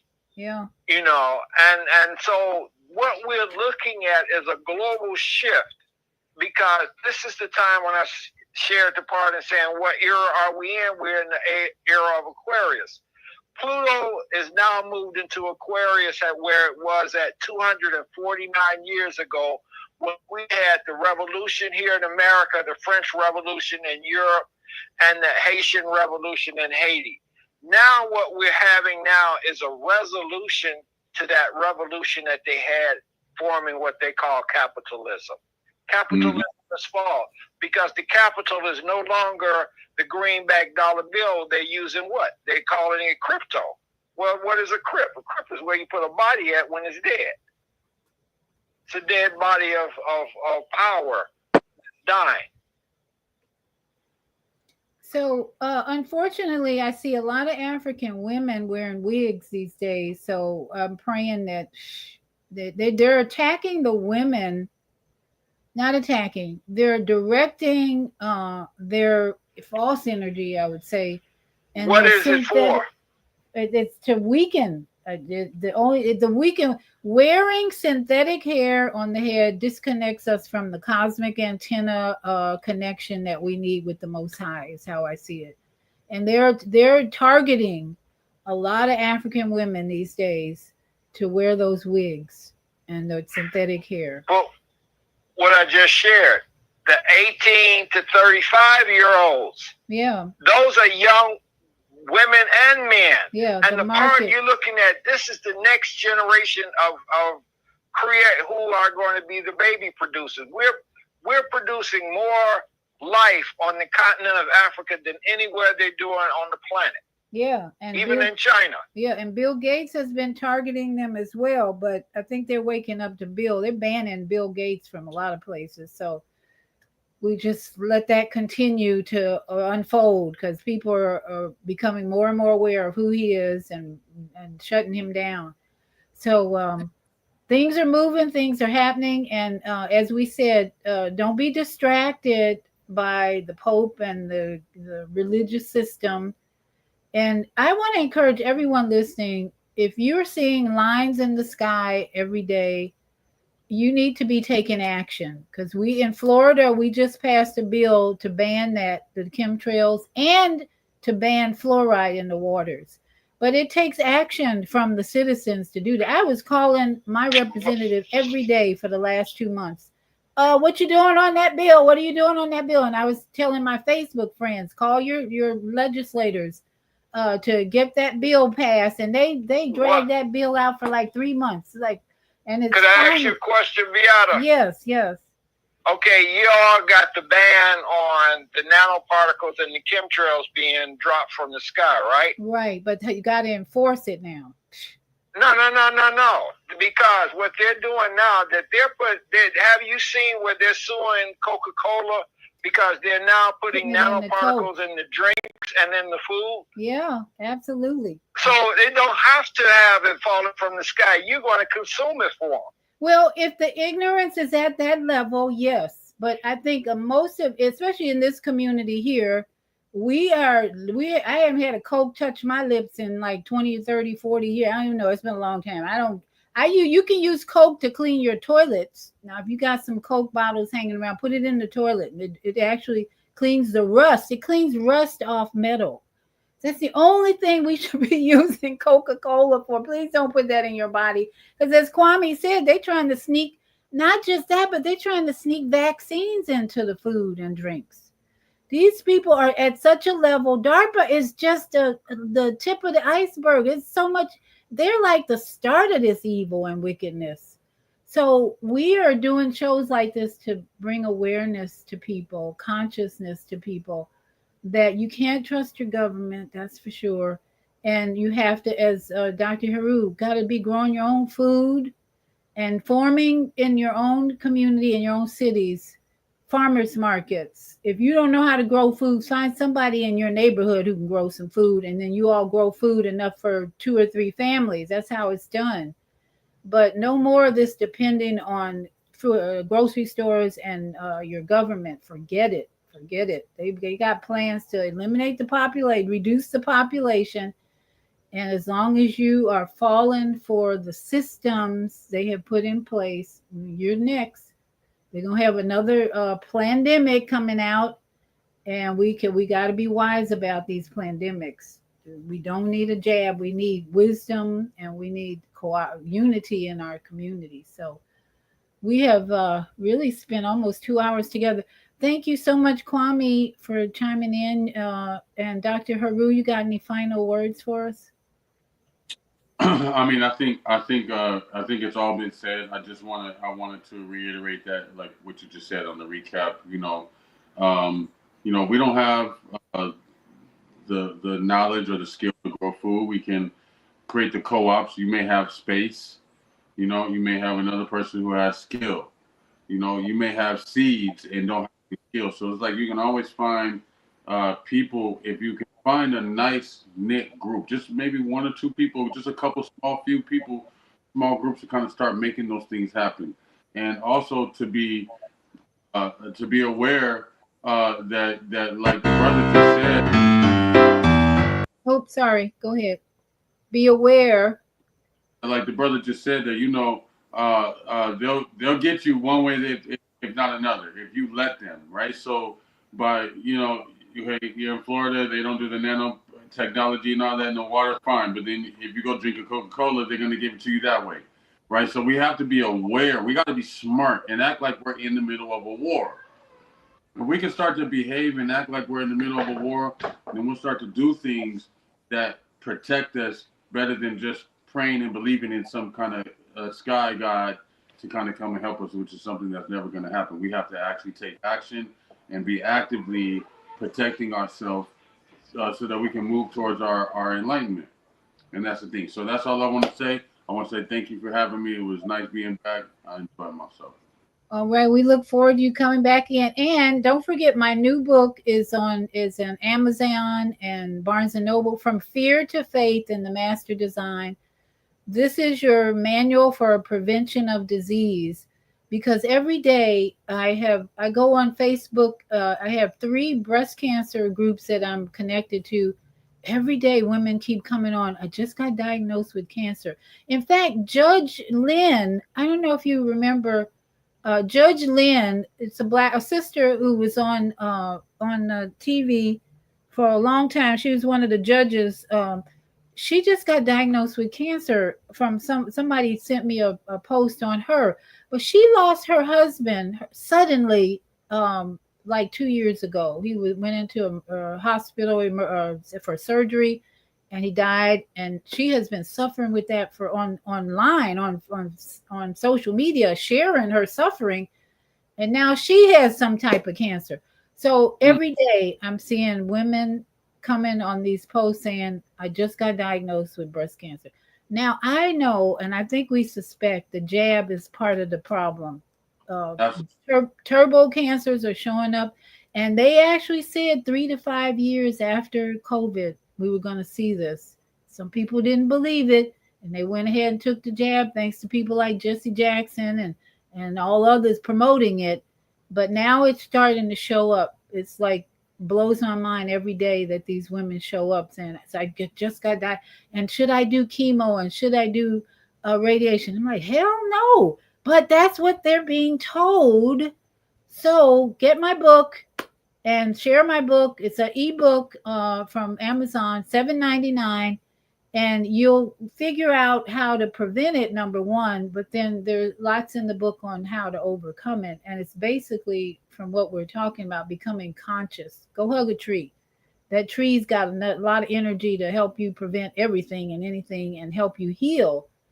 Becoming one with nature, mind and nature becoming one. Ayum hunabku evamaya imaho. That's the prayer of the 7 directions. So let us be wise and move forward. So everybody, thank you so much for joining us. And